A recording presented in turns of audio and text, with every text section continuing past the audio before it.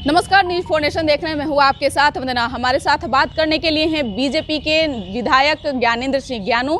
और sir, budget सत्र भी शुरू हो रहा है, कैसे देख रहे हैं, क्या तैयारी है? देखिए, तैयारी तो दोनों तरफ से तैयारी रहती है। सत्ता पक्ष से भी अपना सारा प्रिपरेशन रहता है, ये रहता है जवाब विपक्ष का जवाब देने का।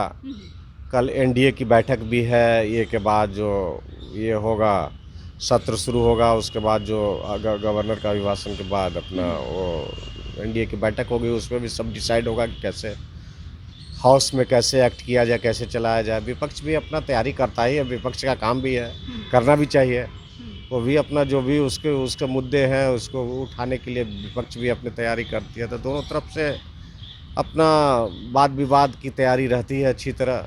यही है कि विपक्ष शांतिपूर्वक हो, वाद विवाद हो, कोई ऐसा माहौल नहीं बने जिससे कि कोई अशांति फैले।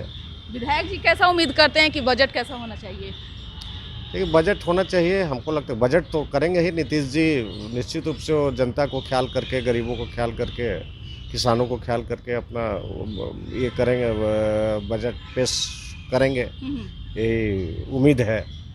और करते आए हैं हर बार से, इस बार भी बजट जनता के अनुकूल होगी।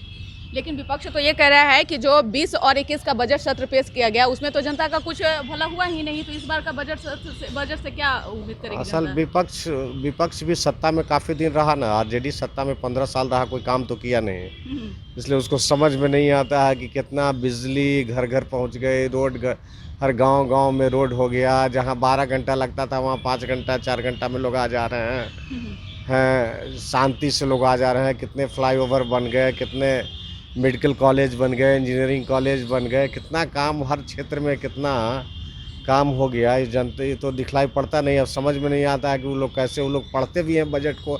आई डाउट कि विपक्ष के नेता और ये लोग जो बजट पेश होता है उसको बाद में उसको स्टडी भी करते हैं। इसमें हमको एकदम पूरी तरह संदेह है कि पढ़ते भी नहीं। क्या लगता है विधायक जी कि जिस तरह से बजट सत्र जो पेश किया जाएगा उसमें रोजगार हो, स्वास्थ्य हो, शिक्षा हो और ज़्यादा बेहतर हो, उसमें देखा जाएगा होगा? निश्चित रूप से और भी यहाँ बेरोजगारी दूर करने का बेरोजगारी बहुत हो भी रहा है। अभी सरकारी बहाली भी बहुत हो रही है, 1 लाख से ऊपर टीचरों की बहाली हो रही है और सब विभाग में, कई विभागों में बहाली हो रही है। दरोगा सिपाही सभी काफ़ी बहालियाँ हो रही है। और भी ये तो डायरेक्ट रोजगार हो गया, इनडायरेक्ट रोजगार वगैरह के भी अपना सरकार व्यवस्था करेगी। जीविका के माध्यम से काफ़ी रोजगार, काफ़ी महिलाओं को, लड़कियों को काफ़ी बड़ी संख्या में रोजगार मिल रहा है जीविका के माध्यम से।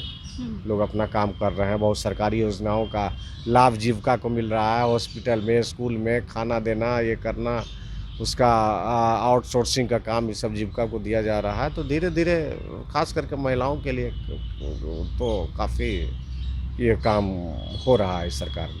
विपक्ष तो कह रही है कि हम सरकार पर भारी पड़ेंगे, यानी कि हर हथकंडे जो है वो अपनाएंगे ताकि सरकार को इस तरह से घेराबंदी करेंगे, क्योंकि जिस तरह से अभी बिहार में आए दिन बेरोजगारी और भ्रष्टाचार बढ़ चुका है तो सरकार के नाक को दम कर देंगे।